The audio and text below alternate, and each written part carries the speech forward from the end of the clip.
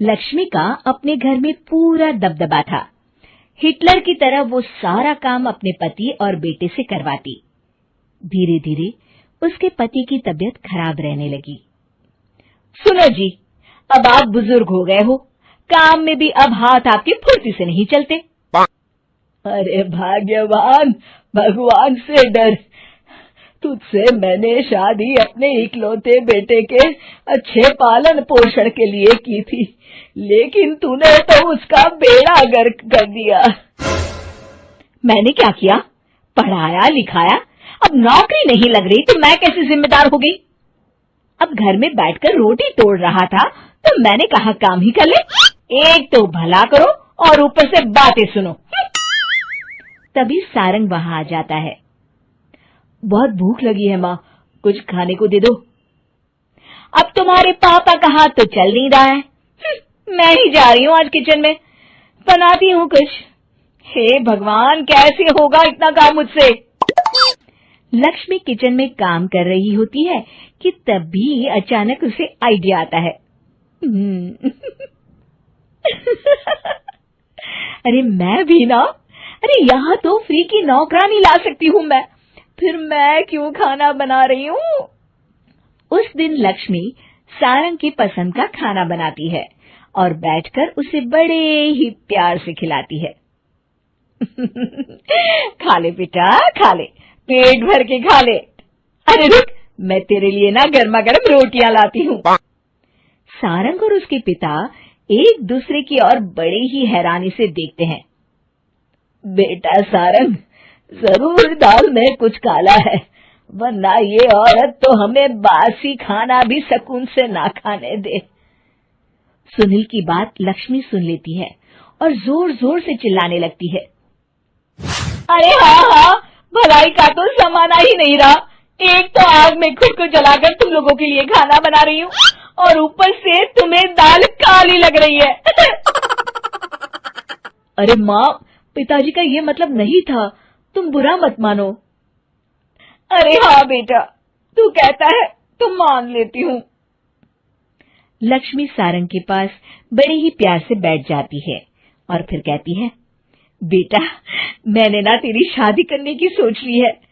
अब तेरे पिताजी के हाथ भी नहीं चलते, तो सोच रही हूँ तेरे लिए बीवी ले आऊं।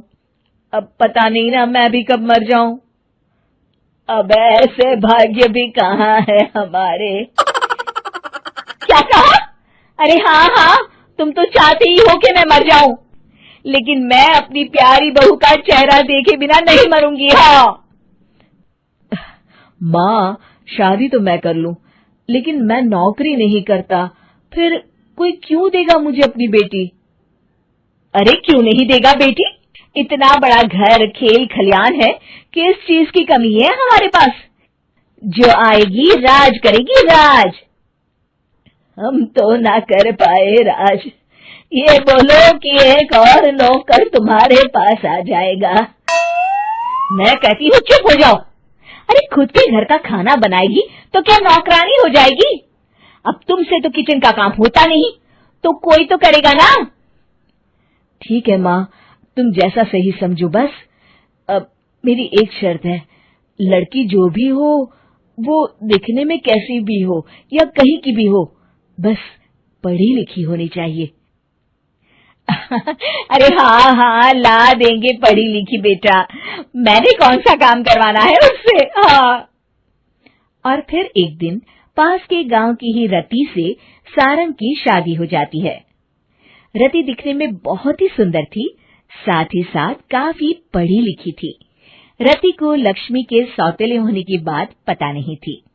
शुरू में जब रति ने सारंग को घर का काम करते देखा तो हैरान रह गई। अरे ये तो अच्छी बात है कि आप घर का काम करते हैं, लेकिन मैं तो घर में ही हूं ना, आप क्यों कर रहे हैं जी? जाइए आप नौकरी के लिए अप्लाई कीजिए ना। तभी लक्ष्मी वहां आ जाती है। अरे रति बहू, करने दे उसे काम। और हाँ, मेरे घर के कुछ नियम है, कायदे हैं, यहाँ बीच में ना ही बोलो तो तुम्हारे लिए अच्छा होगा। रति को लक्ष्मी की बात कुछ अजीब सी लगती है।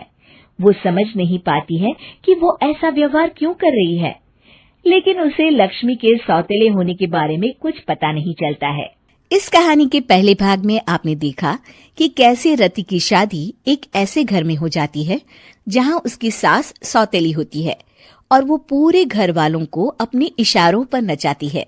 रति छत से सूखे कपड़े उतार कर ले जा रही थी कि तभी उसकी नजर लक्ष्मी पर पड़ती है, जो किसी तरह चोरी से सुनील की अलमारी खोलने की कोशिश कर रही होती है।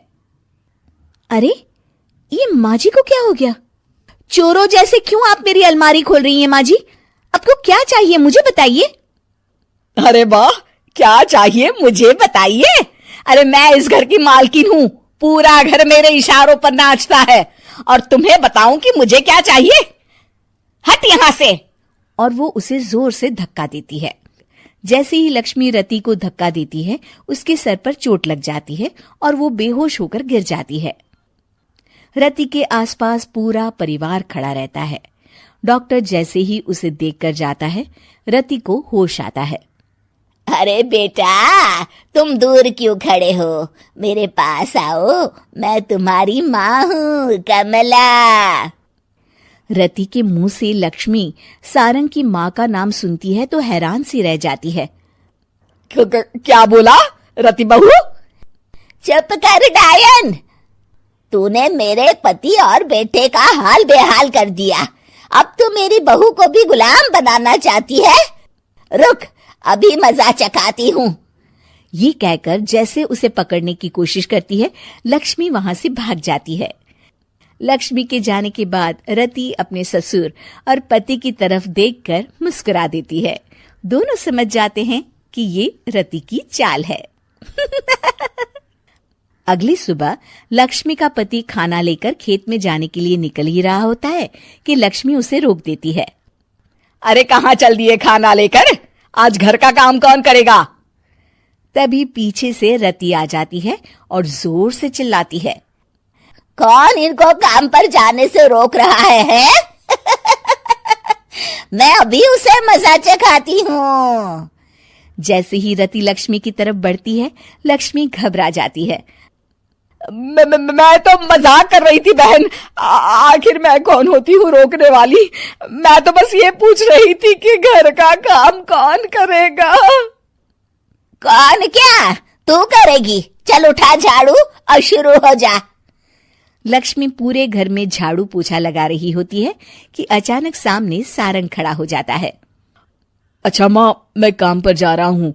रति के मामा की फैक्ट्री है, मैं वहां आज से मैनेजर के तौर पर काम करूंगा। सैलरी भी अच्छी है। अरे सारंग, तुझे क्या जरूरत पड़ गई काम करने की? और बेटा, तू बाहर काम करेगा तो इस बड़े से घर को मैं कैसे संभालूंगी? अभी तो पूरा काम बाकी पड़ा है। तभी वहां रति आ जाती है। अरे बेटा सारंग, जा, नौकरी पे जा रहा है ना, जा। और हाँ, आते वक्त घर के लिए सब्जियां ले आना। ये लक्ष्मी बैठी बैठी मोटी हो रही है, जरा काम भी तो कर ले। सारंग के जाने के बाद, अच्छा लक्ष्मी, सुन जरा यहाँ। लक्ष्मी अपनी बहू रति को सारंग की पहली माँ जो मर गई है वो समझकर उसके पास जाती है। अरे बहन, ऐसा क्या हो गया जो तुम्हें वापस आना पड़ा? मैं तो बड़े ही प्यार से इस परिवार को चला रही थी। प्यार से तो मैं बहुत साल से तुझे मजा चखाना चाहती थी, लेकिन किसी औरत का शरीर मुझे नहीं मिल रहा था प्रवेश करने के लिए। अब से ना मैं बहू के शरीर में रहूंगी। और हाँ, तूने कोई भी चालाकी दिखाई या मेरे घर के लोगों को परेशान करने की कोशिश की तो तेरा गला दबा दूंगी। लक्ष्मी रति के मुंह से ये सुनकर डर जाती है और शाम को अपने बेटे और पति के सामने जाकर कहती है, तुम दोनों मुझे माफ कर दो। मैं अब तुम दोनों को कभी परेशान नहीं करूंगी। और बहू, तुम मेरी बेटी की तरह हो, बस अब बेटी की तरह ही बनकर रहना। लक्ष्मी उन लोगों को इतना कहकर वहां से चली जाती है और उसके जाने के बाद तीनों एक दूसरे की तरफ देखकर हंस देते हैं।